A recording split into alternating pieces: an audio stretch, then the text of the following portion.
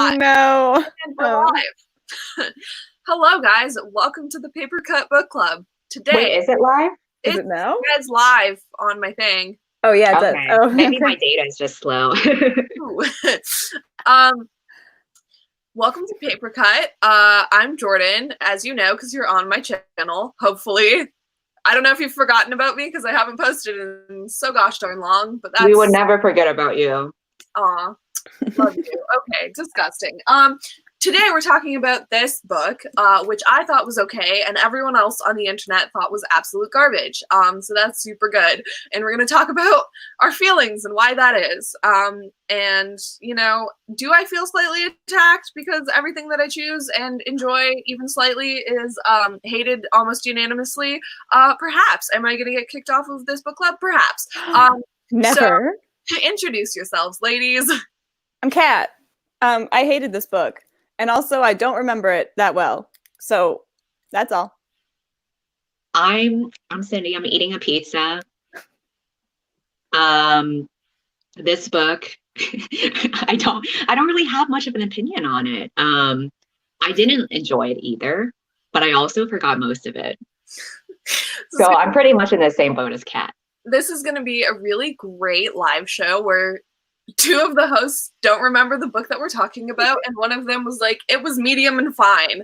So get ready for that spicy tea, ladies. Yeah, it sounds super exciting. That baked salt. All right, so I guess we should, I know you guys said that you didn't like it. Could you elaborate even a little bit from what you remember? Yeah, I think so the main thing for me is I felt like nothing about this book stood out to me that felt different from other apocalyptic, dystopian, like sci-fi-ish stories. It kind of felt like the standard cookie cutter storyline where a group of people are cut off from the rest of society, or they have to form their own little society and they can't go outside for whatever reason, like they're forbidden to go outside. And then they find out there's more to it. There's like a whole secret all along. And so, I don't know, it just felt like kind of a predictable trajectory. And yeah, I felt like nothing about it really stood out to me in terms of like the characters or the relationships. Nothing stuck with me except for the staircases. That's been the only thing.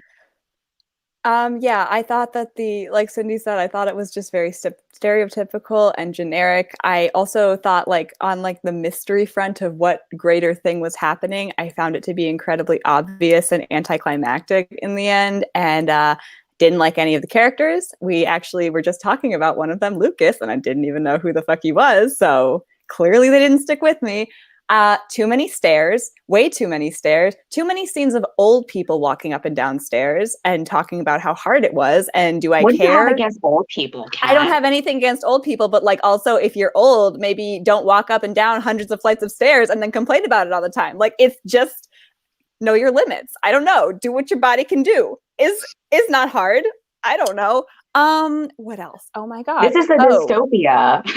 They didn't have elevators. Okay, wait. No. Okay.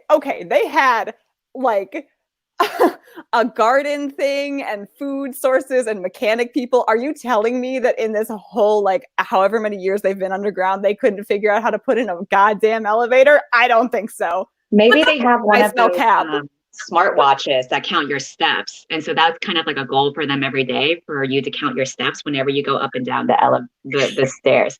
Oh, okay. I found out my Wi-Fi is finally back, so I'm gonna switch back real quick. Nice. Okay. In the meantime, I'm just gonna throw out that the whole she's back. Okay. Oh, and she's looking fresher than ever. Right. So as far as the stairs go, I agree that they were a nuisance to read at times. I get it. There was a lot of stairs. But as far as like the elevator thing, that's kind of the point, because like the silos are all very controlled, and to stop like the dissemination of information, limiting accessibility, actually, like it makes sense. Listen, as far as reading it, is it a fun read? Talking about the diamond treads and like the just dragging yourself up the circular staircase over and over. No, fair enough. But does it make sense to the world? Yes. So, you know, do elevators? No. If like So, listen. Okay, fine. I like the logic, but also, oh my God, I was asleep the whole time. Like, I personally think there should have been more stairs. I think even only stairs. Yeah. But to your point, Kat, about how everything was pretty obvious since the beginning, I wonder if that kind of suffered due to the first part basically being the novella. Like I think the author, like, he originally wrote it as a novella. I think it's 5 novellas actually that they've just compiled into a book. It was one, and then he continued, right? And wrote more novellas, and then they omnibused it or whatever. I've heard different things about this. To me, it kind of felt like he wrote part 1 intending for it to be like a standalone or whatever. And then he realized, oh, I could make more stuff out of it. But by the time he wrote all the other stuff that continued it, he already kind of revealed a lot about the world already. So that lost a lot of the intrigue and the mystery. So you're reading it on, but you still already know like what the twists are going to be. So I don't know. I kind of question the structure of it, because if he did combine a bunch of novellas into one book, does that feel cohesive? Yeah. What are your thoughts? Jordan, go ahead. Listen, okay, here's the thing. I get it, and I agree, but I also disagree at the same time. Here's the thing with this book. I'm like, so many of the negative things as far as like writing goes, just it makes sense that it's like a bad writing choice, but also makes sense for the book and the world. So listen, I'm just a mess and I don't know what's going on. But here's why I justify the novella bit. First of all, I really liked Holston's character, and make of that what you will. I know you guys are like, every character in this book is trash, and fair enough, like go off, but I enjoyed Holston. I was empathetic and sympathetic towards him, and I felt really bad for him and his, what he was going through. What I did like about the novella bit, because a lot of dystopians like this that are kind of like the silo thing, or, where they're trapped in a bunker or a space, and you're like, oh, it's post-apocalyptic. A lot of them, it's like, but are they, And this book just kind of like took that out of the way, like from the get-go. So it's not a book about, oh, but is the outside actually okay? It's a book, the stakes are already there because it's real. Mm-hmm. Right? So that's what I did like about that.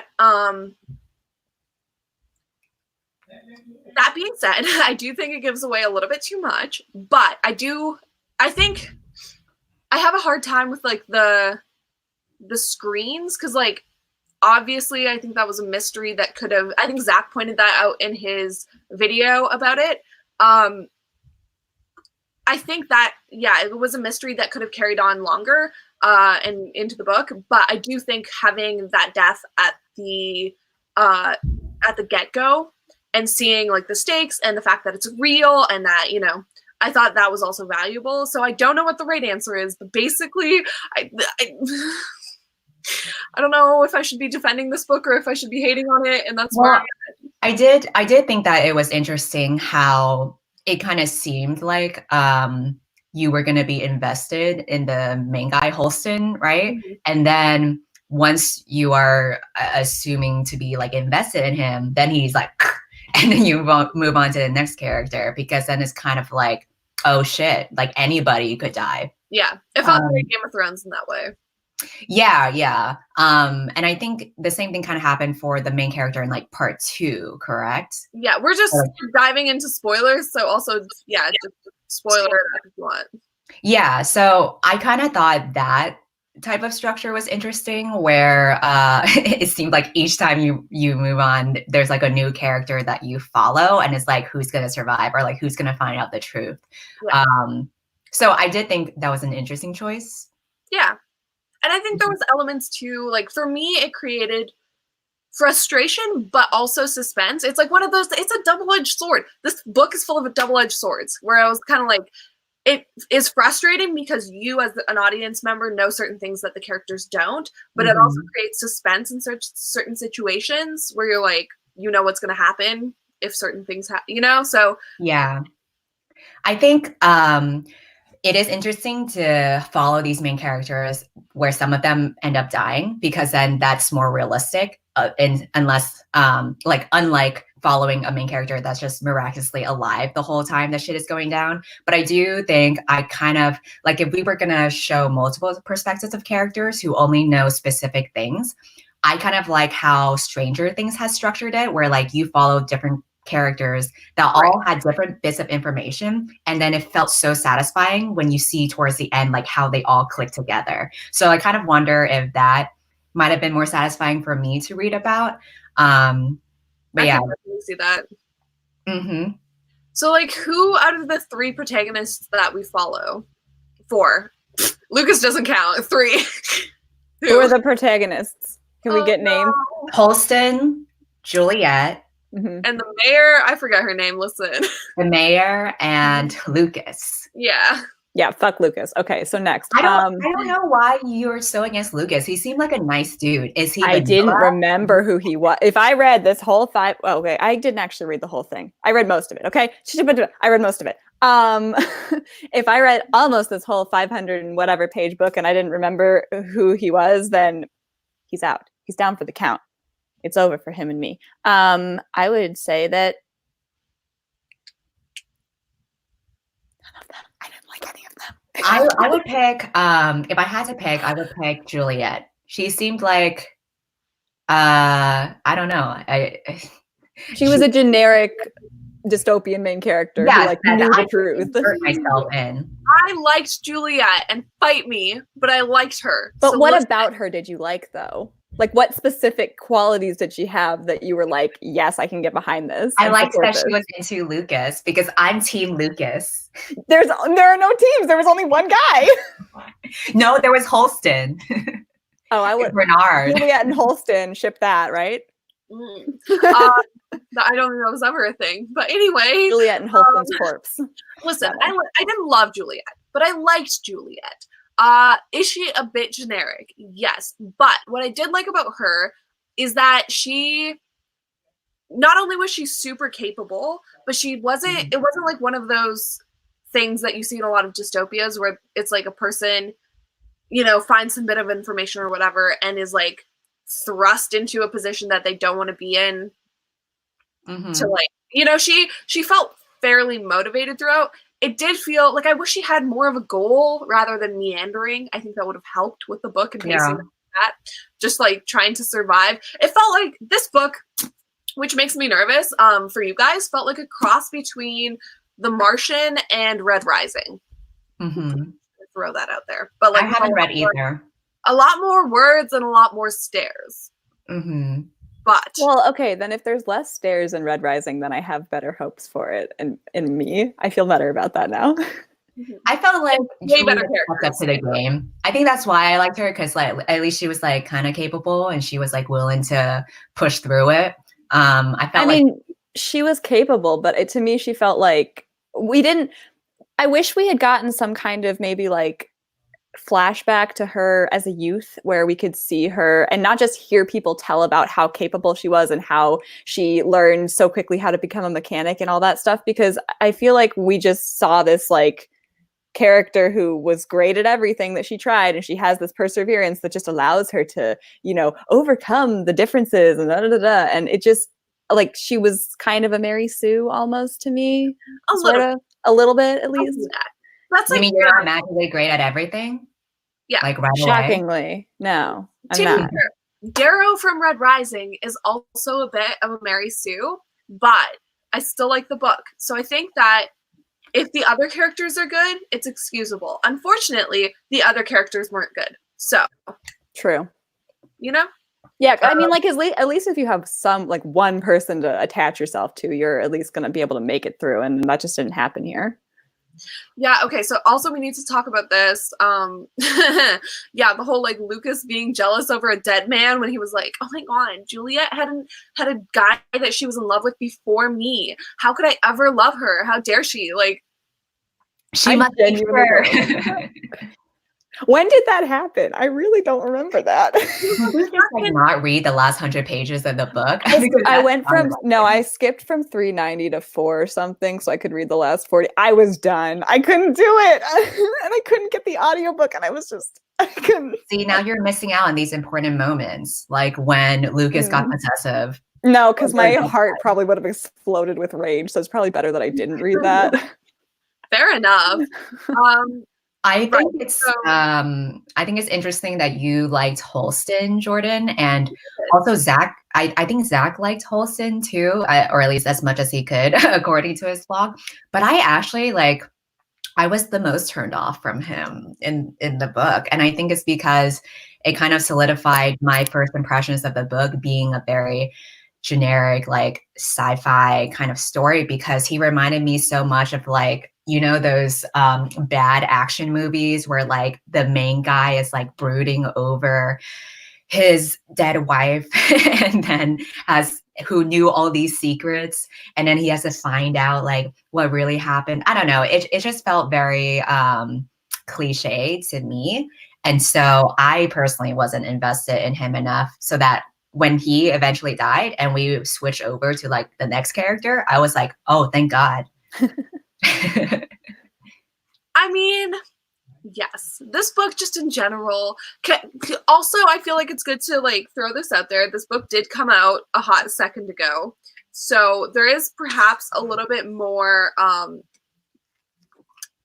the genre has been flooded with more similar books since it came out. I'm pretty sure it was like 2012 or like 2014. Let me see. Oh, really? Yeah, so that's something to keep in mind, I think. You know, because it didn't necessarily. Yeah, 2012. Yeah. Someone, Ethan, in the live show says it felt a bit dated, TBH, and that's the kind of impression that I got. Yeah, I mean, I think that's part of the thing where it's like things that have kind of become cliche now. It wouldn't necessarily have been as cliche then. I don't know if that's true, but it's yeah, that's a thing that I think is worth pointing out. So I feel like we should start with the characters, because there's not a lot to say about a lot of them.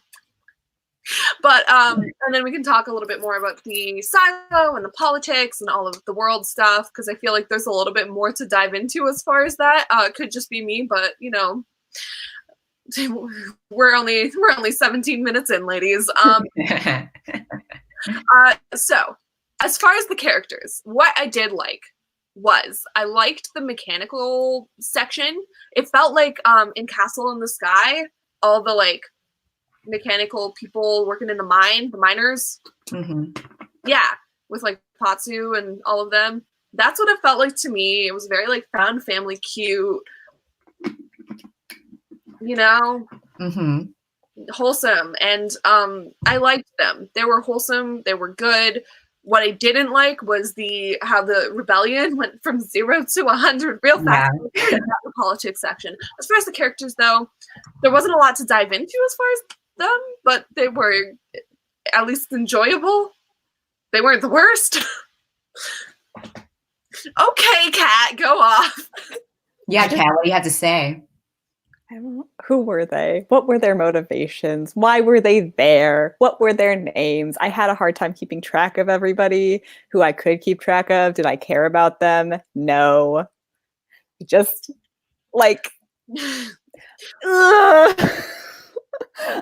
I don't know. And going back for a second to what you said about like the it being like dated because it's older.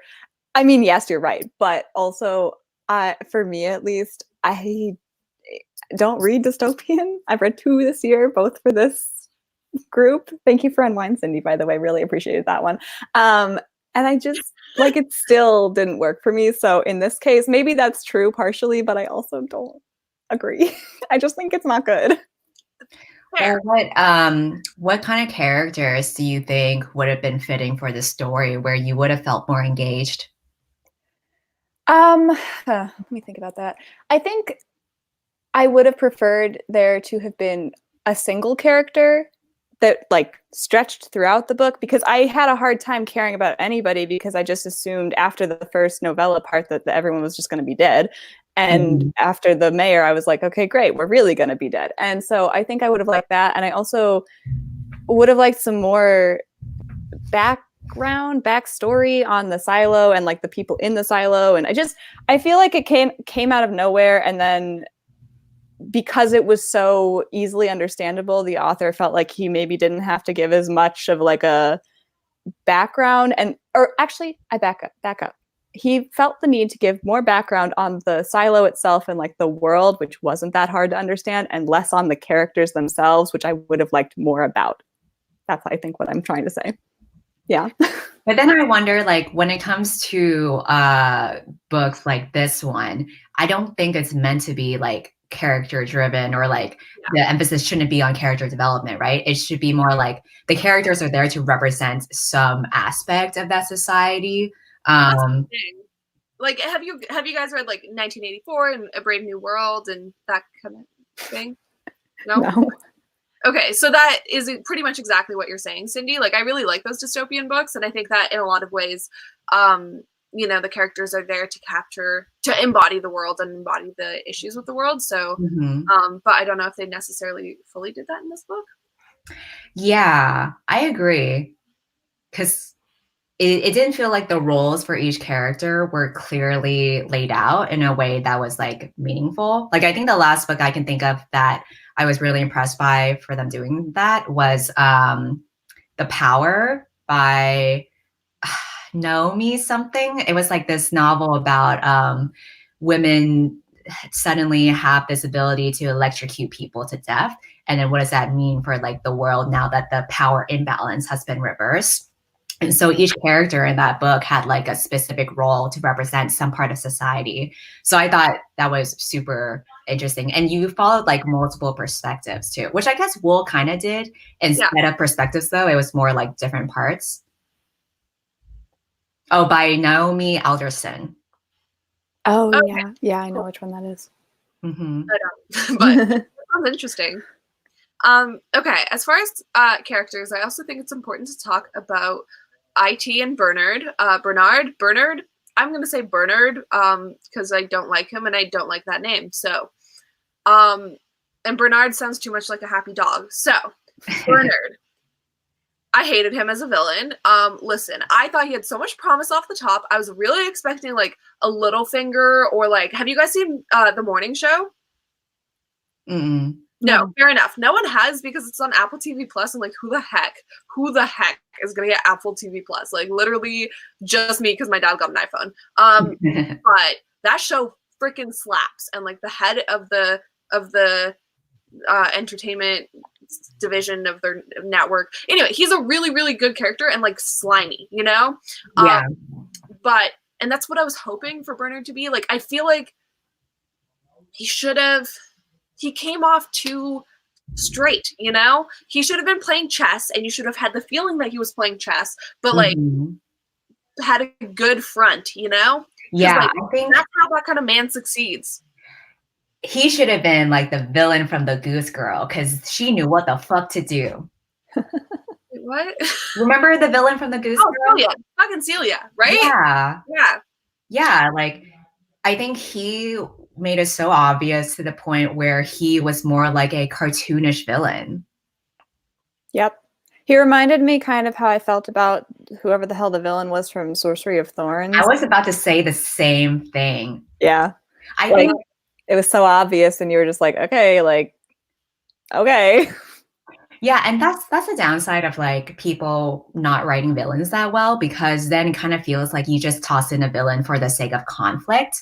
And so that makes it easier to just make like a very one-dimensional cartoonish villain, when like really the best ones are those where like you would actually feel afraid whenever they show up, because they could actually fuck shit up.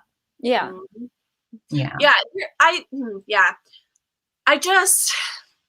Bernard, like, the more you read, the less interesting he became, and that's like the opposite you want in I agree completely. Yeah. He was just like, by the end, he was just like some basic bitch who was like, listen, Lucas, like, read the order, like, be a good boy, do your homework. I'm gonna go out, but you know, He be died, good. right? You know, I'll tuck you in before I leave. And it's like, what? This is a villain. Like, this is like the big bad guy. It's like, I thought it's funny how Lucas was like this total naive guy that was being pawns, and then Juliet is like his lover, but she's so much more competent. I think that's why I liked Juliet, because she just was clearly more competent than Lucas. And I also liked how she told him to shut up over the phone. That was just like an amusing piece of dialogue to me. fair. Yeah. Yeah, Lucas. Okay, here's the thing with their romance. It didn't exist. Is the No, it because didn't. like they met like twice, I think, in the book. Like they met one time they talked in front of the window, and then they went on their way, and then all of a sudden 2 times. When was the second time?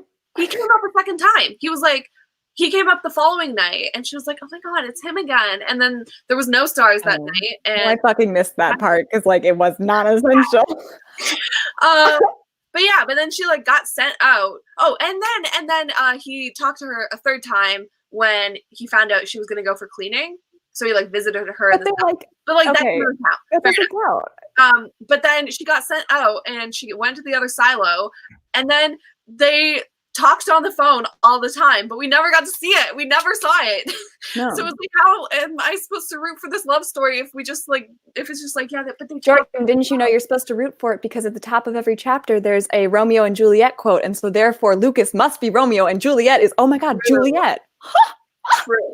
Fair enough. So deep. So deep. What was I about to say? The mayor had a love interest too, right? Yeah. Oh yeah, that old dude with the mustache. You know what? I think he might have been my favorite character. It was Juice. A cameo. Holy shit. crossover.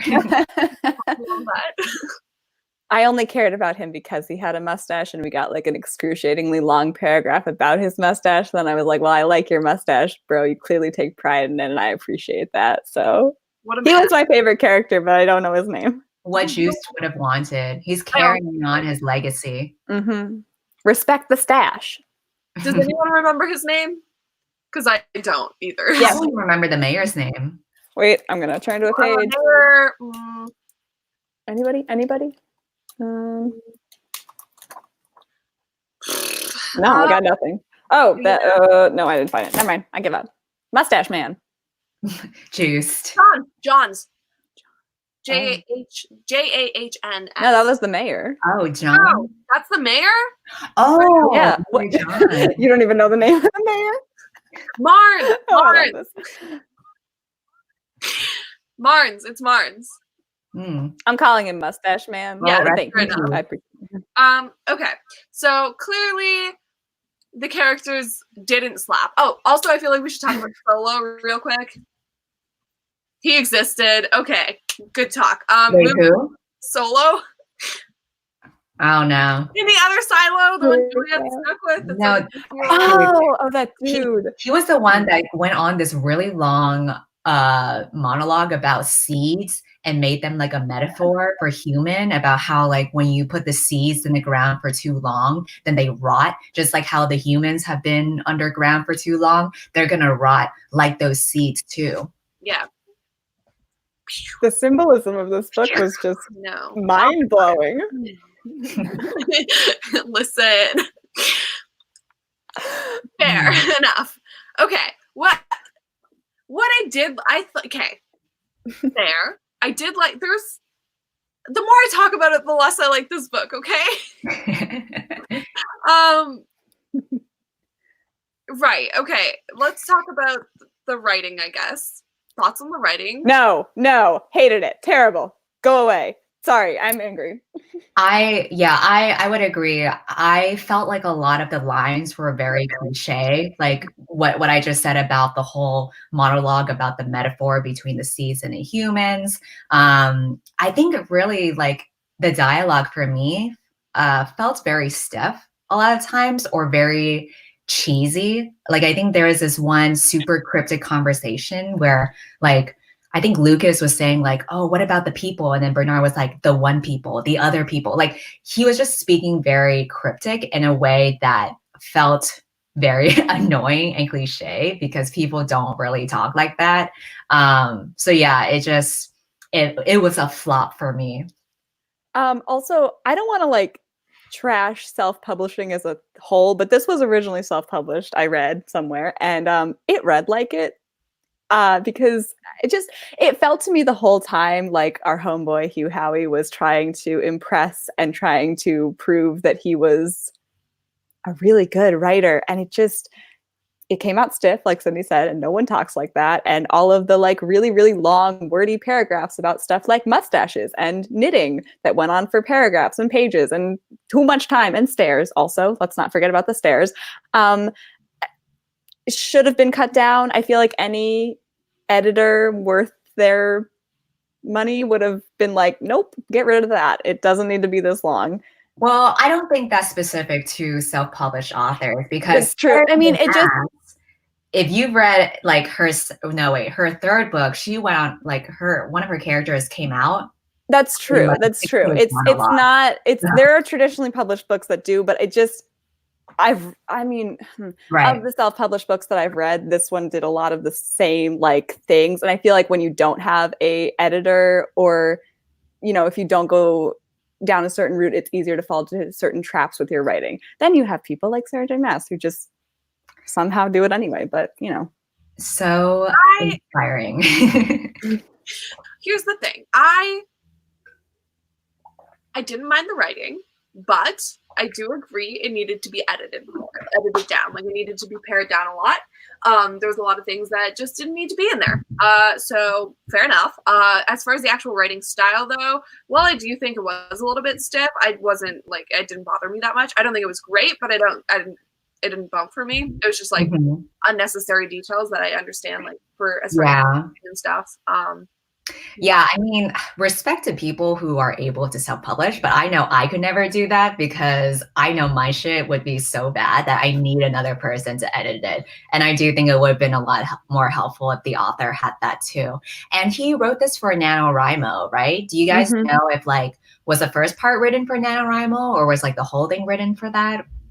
What was like the background? I don't know. I would have to assume that it was the first part. I think, yeah, it's just. But I don't know why I assume that. I have first part was a short story, though. Yeah, that's why I feel like I'm wrong, but also I don't know if I am. I kind of wonder if maybe he wrote part one, because maybe that was meant to be a standalone, and then when NaNoWriMo came around, he was like, "Oh, let me expand this into a whole 500-page book." That would make sense. I mean, yeah, it could be that. I didn't read anything about that other than that it was initially written for NaNoWriMo, but it didn't say which part, so I don't know. Zach Tries to Read pointed out that the physical copy was printed by Simon & Schuster. Why didn't they edit it? Maybe their job was only to print it. I'm sure they did edit it, is the thing. I think it's weird because from the self-published books that I've read for certain videos like After or 50 Shades of Grey, they're also poorly edited. And I think to an extent, and this is completely an assumption, I have nothing to back this up, but I feel like sometimes when publishers pick up books that have just become really, really popular online, like this one did on Amazon free publishing or whatever, they're just like, okay, great. So people already love this. Let's just send it out into the world. And I don't know if they edited it at all or if they just don't take more time, but of the books that I've read that have gotten super popular online first, there tends to be an issue with the writing because I feel like always it's not properly edited. And I don't know why that is, but yeah, I feel like it could be like a tentative thing where like the publishers would feel tentative editing it too much, because then it's like the same thing with adapting a book. You don't want to change it too much, even if it sometimes needs those changes, because you risk pissing off the original fan base. Right. So I could see why that could be sketchy for sure. But Andy said, I am sure that this book has some sketchy history because there are multiple stories and no concrete information as to why this exists. It is a mystery. That's the real mystery of this book. It's like what's the one that, the New York Times Handbook for Mortals? Oh. Yeah, Handbook for Mortals. There's like sketchy business. So I do want to talk about, because I think it's interesting in dystopians to talk about the worlds and the politics and all of that. I think, should we talk about the kind of like plot hole stuff first, or should we talk about like the more like big brain, like I would like the to hear your thoughts about the themes of this book. Oh, that too. That's interesting, Cindy, that you want to hear that. Because I finished it 2 days ago and haven't listened. Haven't been able to Haven't deciphered any? decipher what it's trying to say fully. I do think, listen, as far as the politics, here's my thing with this book. I think it had potential to do good things. Do I think it fully accomplished all that it set out to do? No. Do I think it was awful? No. But do I think it was successful? Also no. So, thematically, I think it could have stronger morals, themes, things, because it felt generic as far as the themes, and that's where my biggest issues lie. It's like, if you're gonna do a dystopian, like, you better, that's it. That's what you're doing, is like the themes and the politics, morality, what's it saying about humanity, and like, yeah, we got some seed metaphors, and I'm like, okay, listen. I don't know if that's gonna cut it. I think the theme was Romeo and Juliet. I think this was a retelling of Romeo and Juliet between Juliet and Lucas. Imagine. Wait, did Lucas die? This is a dumb question. No, he didn't. No. Okay, then wait. Okay. No, I don't. You know what? Wishful thinking. I wouldn't be sad. I would like to hear your answer to Zach's question. What politics? I also would, because I agree with him. Like, yeah. IT bad. Mechanical good. For sure. It's interesting because, like, I don't know what it's trying to compare IT with, because it's obviously, like, it's not capitalism or corporate America or whatever. Is it just government? Is it like the shady government stuff? Is it, because like IT kind of seems like the controllers of information. So is it like trying to like compare it to like the CIA and like KGB, but it's not really like a secret service. So I'm like trying to like figure out what IT is supposed to represent. Because obviously like mechanical is like the people, Yeah. And so like they're kind of supposed to be, I guess, the underdogs, the everyday folk that get punished by the big bad something. But what that something is it just governing?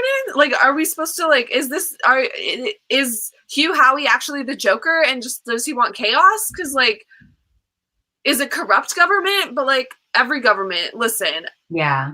Every government is going to be like a little bit corrupt, because like that you need that shit to work. Like, yeah, just sprinkle a little corruption. It does. Hear me out. There has to be, and that might be a spicy hot take, but that's what I think. So I feel like we read 500 pages of this. There were 5 different parts that were novellas that the author strung together. I feel like if there's going to be that much content in a book, you should know what this group is supposed to represent. I think Ethan's comment is interesting, that you could view Wool through a Marxist lens.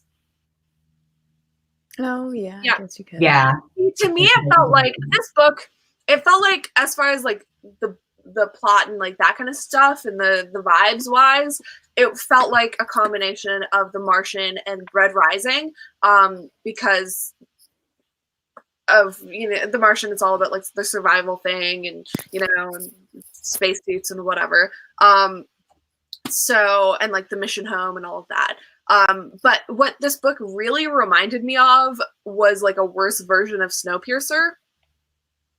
I haven't read that. I don't know what that is. No, it's a movie by Oh. Bong Joon-ho, I think, like a Korean filmmaker who did a lot of amazing Korean films. His new one is Parasite, and I haven't seen it yet, but I hear great things. But it's the one with Chris Evans. It's like his debut into Hollywood. It's like Chris Evans on a train, and each train car represents like a different thing in like the class of society, and you have the farm train cars and stuff. And anyway, it just felt like a worse version of that, because that one was like really rich with themes and like rich with ideas, and this one just felt like that, but worse though, because it didn't feel like it was rich with themes and ideas. Yeah. Oh no. What happened?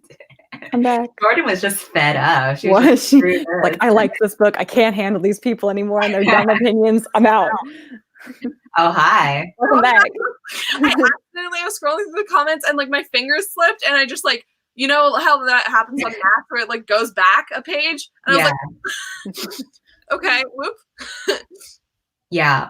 Andy said, maybe the theme was that we as people are so distant from each other, even though we're all living in the same place.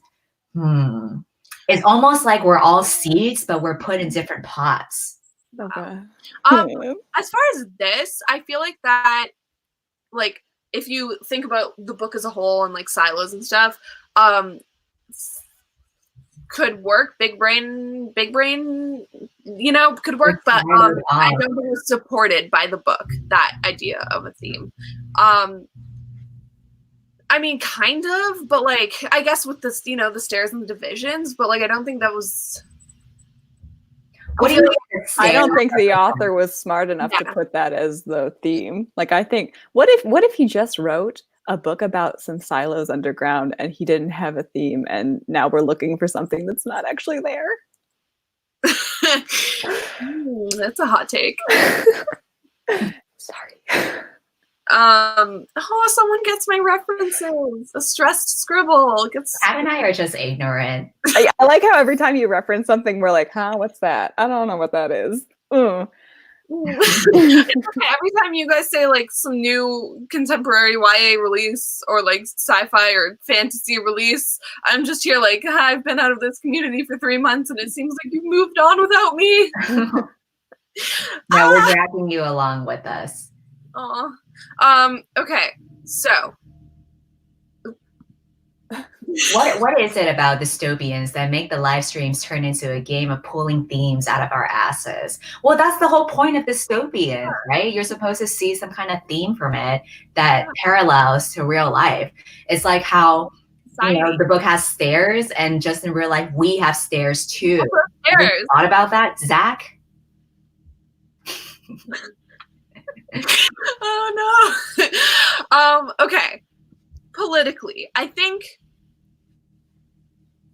you know, as far as the potential, because obviously it's about the control of information. That's what it's really about, you know? And in the end, Juliet comes back and she's like, listen, we're not going to control the information in the same way that our predecessors did. So that's obviously like the theme, kind of. I don't know what it says about the theme, but I guess we're gonna have to tune into book 2, ladies. Yeah. No.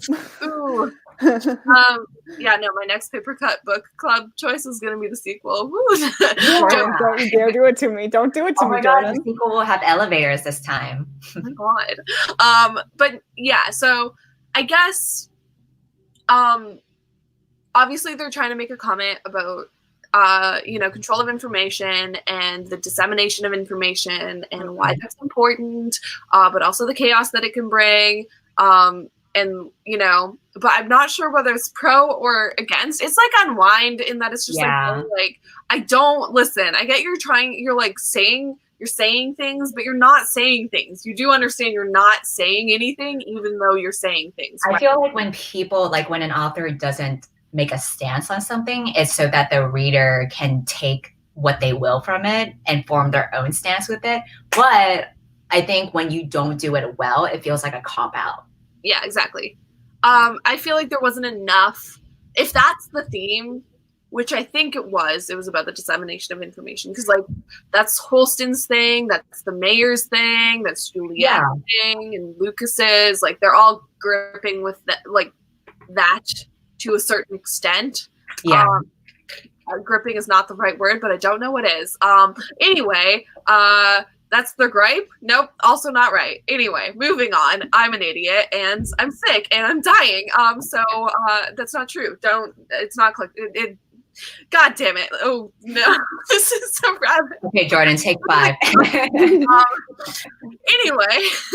what I was saying is, yeah, obviously like they were trying to like talk about the dissemination of information, but I feel like it was this thing where it was like it was trying a little bit too much to be like a generic dystopian, and like the like plot elements as far as like having action and stuff, whereas like a lot of the things like Juliet going underwater, it was like but what is the purpose of this? Like, really, that was the part I skipped. I remember. Sorry. I was bored. I was like, "You're just breathing underwater. Congratulations." Okay. Yeah, anyway. that like went on too long, and it's like I don't really like. There was a lot of things that I didn't feel supported that theme, if that's what he was trying to explore. But I think that theme, if he was trying to write it, would be a really interesting story to explore, because that's super relevant to today. Oh, for sure. Yeah. Yeah. I wonder, like, I don't know, did it have to be underground? I feel like you could take that theme and write a totally different story too. But even if it is underground, like even if because what I like about dystopians is that you can explore things that are going on today in a setting that's new and exciting and easy to listen to. Because if it parallels what we're actually going through too much, I feel like then it's one of those. Non-fiction. I don't want to hear it. I don't want to hear it. Because I know what side I fall on already. But if it's like different enough, then you can speak in some fun political commentary. Thanks, Zach. And Envy's Best says, I feel like if it's that serious of a topic, you can't be wishy-washy on it. Same with Unwind. And I would agree. I agree. I agree with that. Yeah. I don't know. Now I'm just reaching.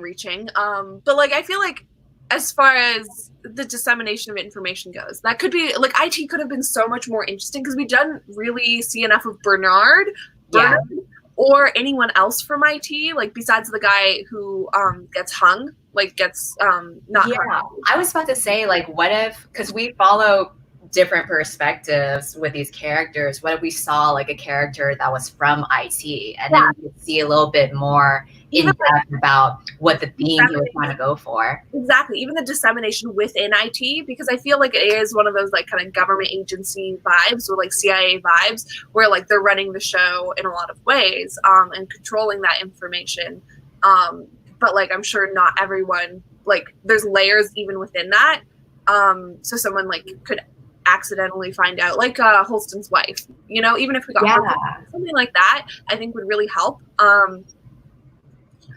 Also, because I don't know, I feel like that's an interesting part of history that gets brushed over a lot, and I'm not American, so maybe it's just interesting to me, but the CIA fully just like going into like Africa and South America and just like using information to fully like take over different places and put people in power that is convenient to them in the United States. So I think that's like fun, good stuff to like explore. Because, you know, those things are bad. That's a bad thing to do. That's not good. It's bad. So I don't know. I feel like there's a lot of things you could explore. You know, and probably an NSA allegory, just not flushed out well. Yeah. Could be. What's NSA? I don't know what that is. I said and I just don't know what that is. Oh, NSA, how do I describe it? Kat, do you want to take over? No, I'm good. I'm over here. I'm good. I can't explain it, or else they're watching me. They're watching us. I don't want them to take me out. Like government agency that's like hacking your phone or whatever, or like the like security camera type. Yeah, sure. Let's go with that. I was about to say, like, igloos, like to what you were saying about how, or to what we were saying about how there should have been like a perspective from IT. That could have been the one that replaced Lucas. Then we could save more screen time. Like take out Lucas and actually put a useful character. Yes. Yeah, I'm in support of that. I would like that. Thank you. What he could have done is take out Lucas, and you could even still have Lucas just from Juliet's perspective, and he could be feeding her information from what he's reading in the books and that kind of thing through her talks with him, which we'd actually hear, because that would be good for the romance thing. But yeah, and then add in a perspective from IT that is, you know, maybe working against them as the mechanics are coming up or something. Mm-hmm. Yeah. I feel like because that's the other thing too. It's not a black and white issue. Like, it's a very complicated issue. So you could have people that fall all over the map on this and you know, explore that. Like, there's a lot to explore. Like, some controlling of information I think is necessary for society to function, but it's like where you draw the line. Mm-hmm. Definitely. And I think that's why having a perspective from IT, from the antagonistic side, is super important to show that nuance. Because I think a good dystopian novel is one that doesn't seem so black and white. A good one shows like you would understand why both sides are the way that they are, which I think is what Neil Shusterman was trying to do, but he didn't like do it that well. And I think Hugh Howey didn't represent like all the sides that well. Yeah. Yeah. Yeah, I felt like very basically you knew who you were gonna root for. Like, he told you who you're gonna root for. Yeah. And it's strange because I feel like if you were gonna write multiple novellas of this, like of different characters that exist within the same universe, you would think to change up the characters, you know, like at least change up like the morals of the characters and the motivation so that there's a bit of a difference or maybe even contrasting differences. I think that would have added to the nuance of it. For sure. Like, undoubtedly. Yeah. I don't know. See, like, I guess I liked elements of it. And I thought it had potential, but it's like how it almost pisses, now that I'm talking about it, it almost pisses me off more because it's like there is so many things that you could have done. It's like Red Queen. I don't know if y'all read that book, but like, I read it a long time ago. Mess. I read it twice. What? I read it 2 times. I don't know why. Oh no, I do know why. The second time was for a book club, and I was not having it. Anyway, that's my story. Kind of trash book, but mostly infuriating. Like, that book pissed me off more than like other things that kind of fall under the same umbrella. Like, what's it called? The other Juliet dystopian. Shatter Me. Yeah. Shatter Me was just like okay, I'm not gonna say objectively bad, subjectively bad, but kind of objectively bad, whereas like Red Queen was like, it had potential to be good, like it had some good ideas and you just didn't do it right, you know? And that's like this. Like, the more I think about it, the more I'm like, you tried things, you did try things, and there were things that you tried that like could have been so good, but now I'm like, but it wasn't though. Yeah.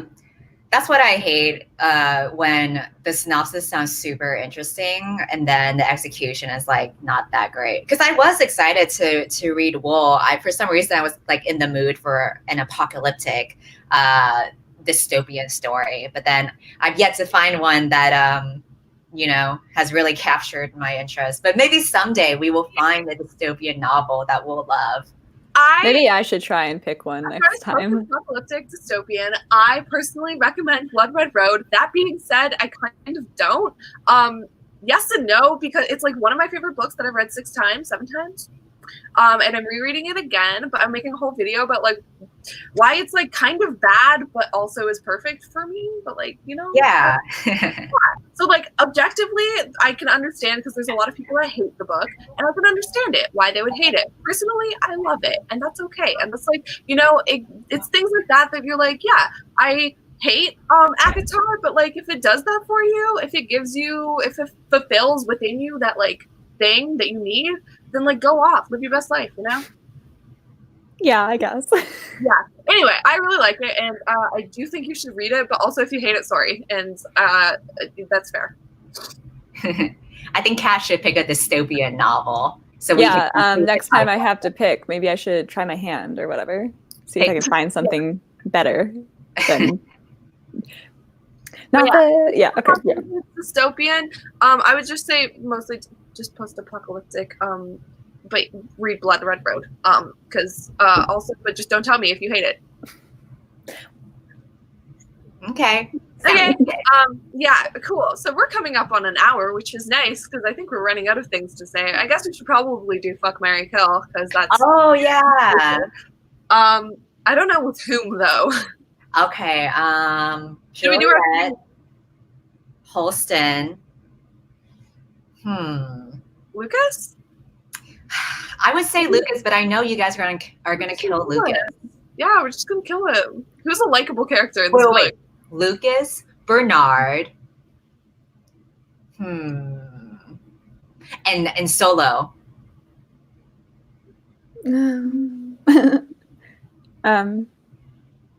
Oh my God. I would okay, so I think I would marry Lucas because he seems like the least problematic. He's the most sane. He's the most sane, and I don't really have like much of a dating history, so he wouldn't be that mad at me.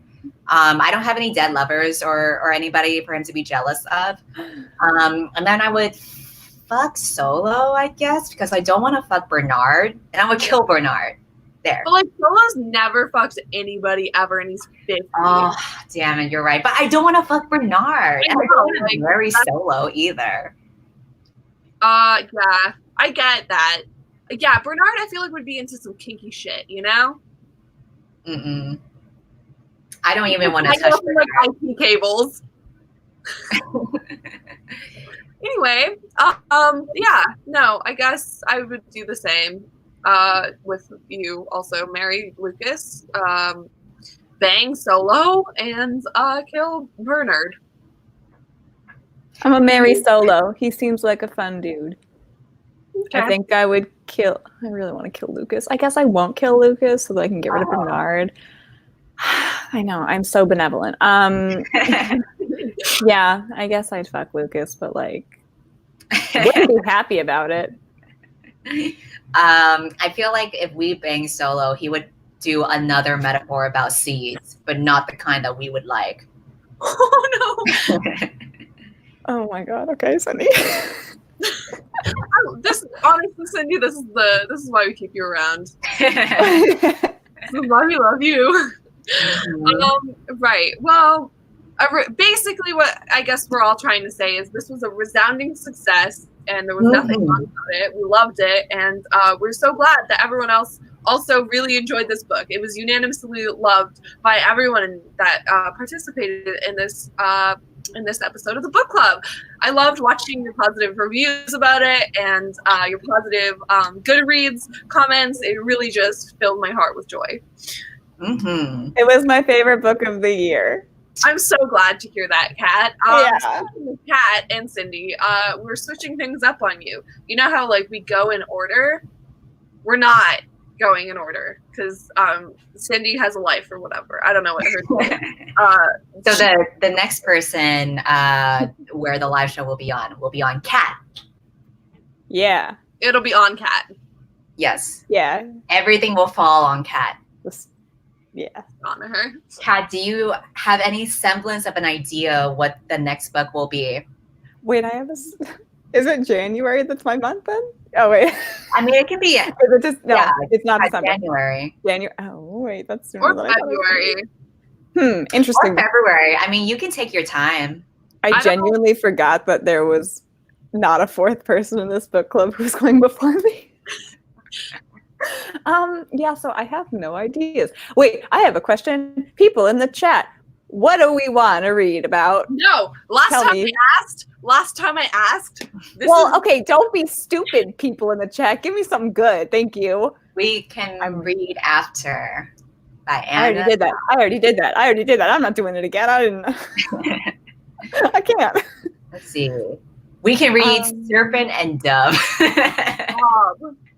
We can read. We could read Gideon the Ninth. I like how the Gideon. Jordan, you missed out. Yeah, you did miss that. Jordan, while you were gone, some shit went down with Gideon the Ninth. It made me glad we didn't choose it. Yeah, I was like, we dodged the bullet. Basically, the author for Gideon the Ninth wrote fanfic with, I guess, a weird age difference, right? It was like I don't remember what it was. I don't know. Like, I didn't read too deeply about it, but book Twitter was like up in arms about whether they should cancel the author or not. I don't know. I mean, I'm kind of open to still reading it, but it's up to you. I mean, I'll read it, but like I'm not going to choose it for my month. Sorry. That's fine. I'm not gonna choose an it arc, either. and I still haven't read it, so I'm like, I'm just gonna try to make someone make me read it.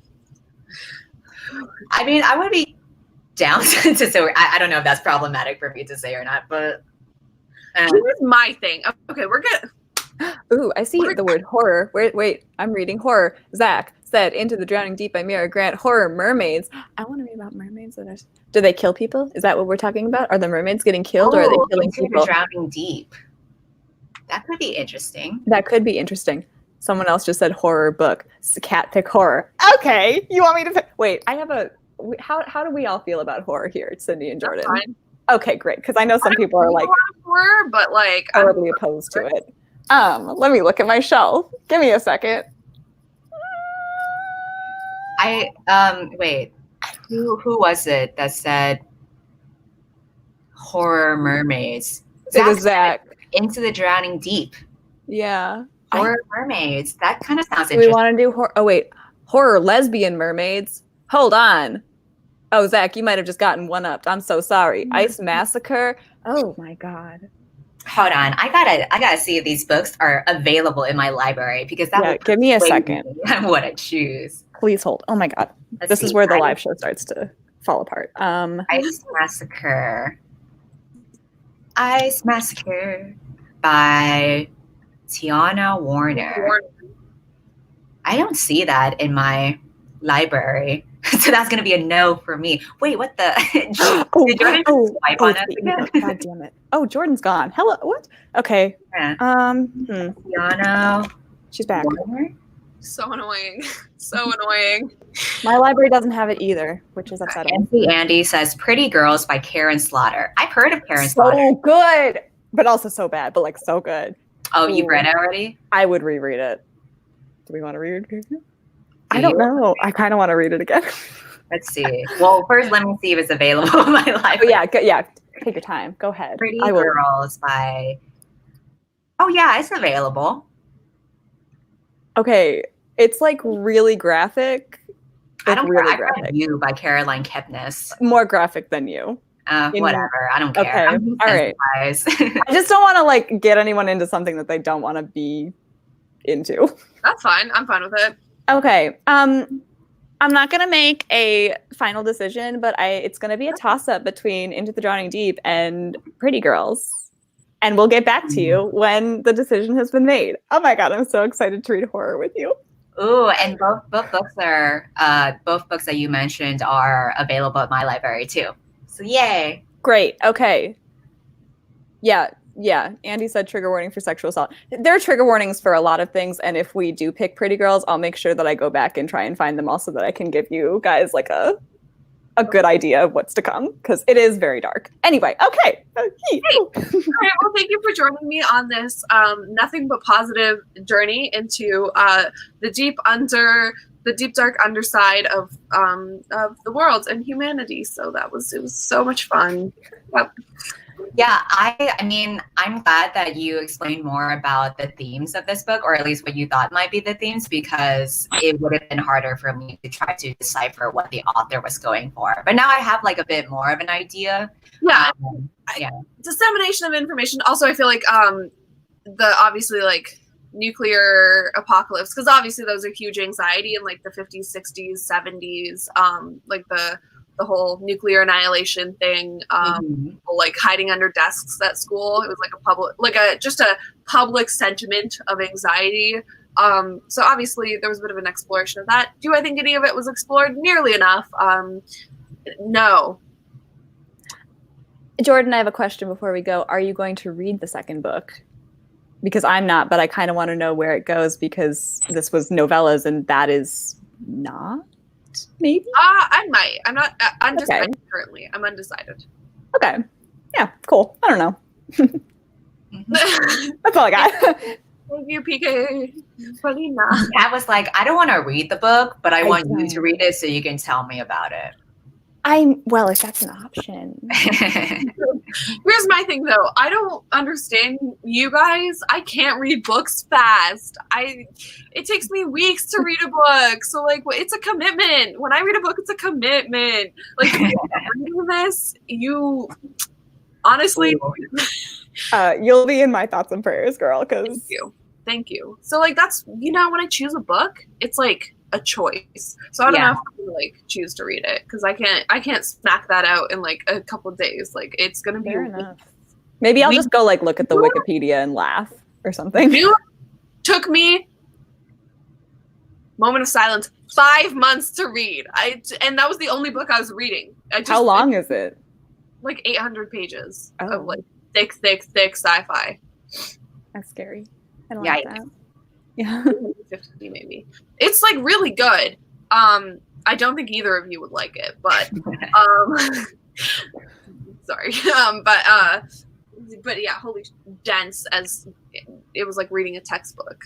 But anyway, yeah, that's it. Well, I'm excited for whatever horror novel we read. Yeah. I don't think I've ever read a proper horror novel. I've watched so many horror movies, but I just haven't done. Oh, we're gonna have a discussion. It's gonna be so much fun. Yay, I'm excited. And it'll probably be like end of January, right? Yes. Okay. Yes. Or I mean, whatever. We're not restricted to a specific time. We'll figure it out. We'll figure it out. Yeah, it's all good. This book club from the get-go, you guys know we're all a mess. So there was no way it's gonna like stay on a monthly thing for like. I'm surprised it did for so long. Like, oh, me too. Once we finished King of Scars, I was like, oh, we're probably gonna like fade away and everyone's gonna forget about us. But here we still are. Wow, we're thriving. God damn. I'm shocked. And that we managed to stay on a monthly thing for so long too. Like it was like 5 or 6 consecutive months. But you know, I think we need a break. Like treat yourselves, ladies, and read some horror and it'll be great. Yes. Okay. All right. Thank you so much for joining me and reading the book, even though you didn't like it, and chatting about it. Nancy Andy says, this is the last live show of the year. Nice. Oh, shed a tear. Whew. It's been a journey, y'all. It has been. Yeah. Thank you. Well, we ended it with a bang on a positive note. Yep. Yeah. I'm sorry. Anyway, I love you guys. You're my favorites. I can't say that because I have other friends too on this platform, but you are though, and I love you, and that's it. And thank you to everyone who joined us in the chat and for all your insights and thoughts. Even though most of it was like, haha, go roast, be roasting. And yeah, thanks. All right, bye. Bye. Bye. It's not gonna